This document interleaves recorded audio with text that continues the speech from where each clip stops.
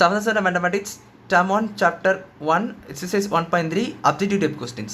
Question number 8, which of the following expressions is equal to minus 30?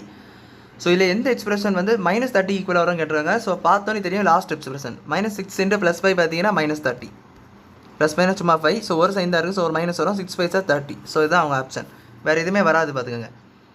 9th question பாருங்கள், which property is illustrated by the equation 5 × 2 + 5 × 5 = 5 × 2 + 5. நல்லா பாருங்களேன், a × b + a × c that's equal to a × b + c. இதே property இருக்கா? So இது என்ன property? Distributive property அப்படி சொல்லி நம்ம படிச்சிருப்போம். Distributive property of multiplication over of addition over multiplication சொல்லி படிச்சோம். ஸோ இந்த இது டிஸ்ட்ரிபியூட்டிவ் ப்ராப்பர்ட்டி தான் ஆன்சர்.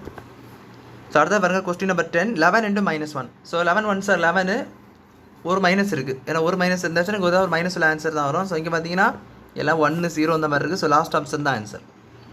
நெக்ஸ்ட் கொஸ்டின் நம்பர் 11 பார்த்தீங்கன்னா -12 × -9. Minus into minus plus. So 12 9 sir என்னது 108 இதாக இருக்குது. ஸோ இதுதான் உங்கள் ஆன்சர். ஸோ இது அவ்வளோதான், புரிஞ்சிருக்குன்னு நினைக்கிறேன். தேங்க்யூ.